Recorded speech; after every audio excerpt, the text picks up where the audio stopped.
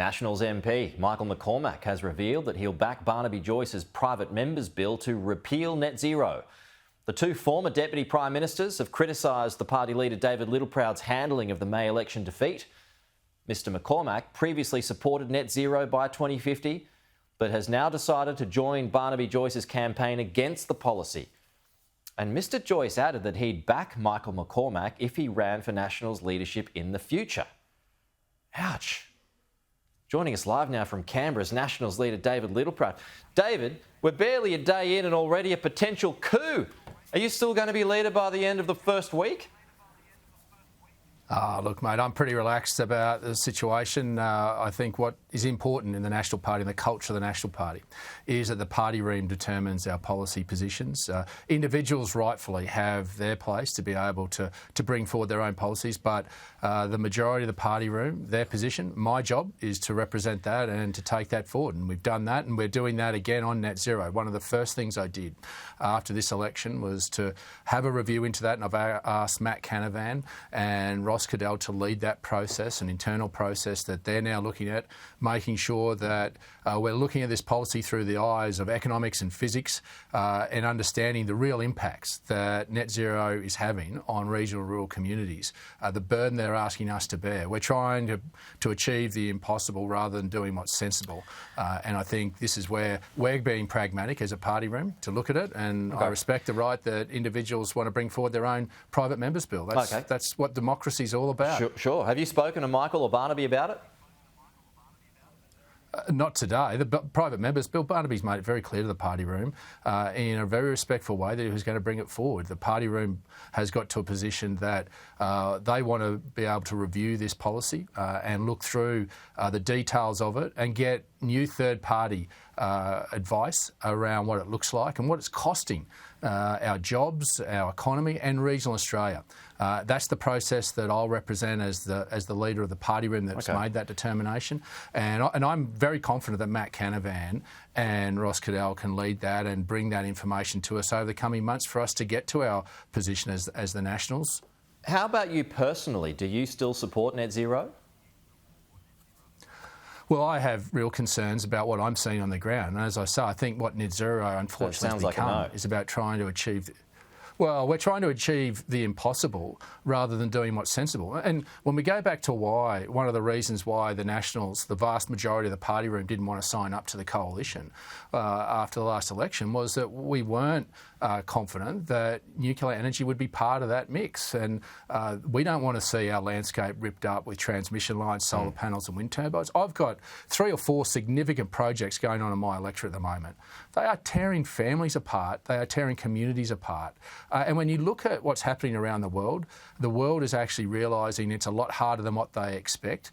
And in fact, you're even seeing now news out of the EU where they're actually saying they're going to exempt their heavy industries from carbon emissions. I think the world is starting to realise we want to reduce emissions, but the way that we're doing it isn't sensible and it's costing a lot of people a lot of money. And you've got BRIC nations re-signing up to fossil fuels. And this is where I think we're going to go through this calmly and methodically as a party room. That's what the majority of the party room got to. But, I mean, if it sounds like you're against it there just by what you're saying without expressly identifying it, now you've got Barnaby, you've got Michael, we know where Matt sits and there's a few others as well. I mean, if this becomes official Nationals policy that you're against it, is this going to place strain on the future of the coalition already over this? Because the Liberals, well, they'll have to get behind it, I would have thought, because of the city votes.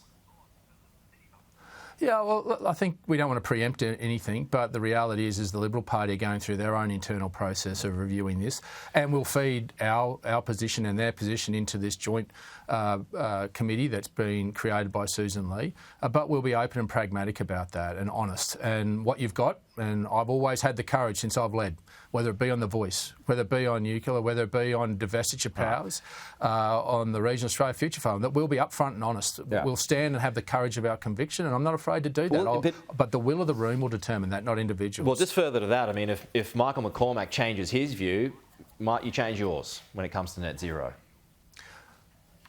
Definitely, and I'm open, and that's why I started this process and wanted to make sure that we do this calmly and methodically, and understanding the human toll, the economic toll and the social toll this is having on our communities that I don't think people in metropolitan areas understand and appreciate exactly the burden you're asking us to bear. And this is where we're simply being sensible about this, but we're being rational, and we're going to do this in a calm, methodical way. That's what the party room got to, and that's what I'll respect as a leader. I've seen some of that too, process. On both sides. Yeah, I've certainly had that view from the regions and a different view in the cities. But just back to your leadership, David, I mean, how solid do you think your hold on the Nationals' leadership is right now? Well, it's always the gift of the party room, but doesn't sound like you're too confident, David. Well, I'm not arrogant. Because I respect the position I've got, but I'll stand by my record, Peter. I was the first leader to have the political courage to say no to the voice. I was the first leader in our history to have the courage to get nuclear energy into our coalition policy setting. I was the first leader to get divestiture powers into our coalition policy. I led our party through and didn't lose a seat through the election, and then we had the courage as a party room, the vast majority, said that we weren't prepared to sell out regional Australia. Those, along with the regional Australia Future Fund and proper telecommunication policy for regional Australia, we weren't prepared to sign up. Now, there are some that didn't agree, but I would say the outcome of that is, look at what happened.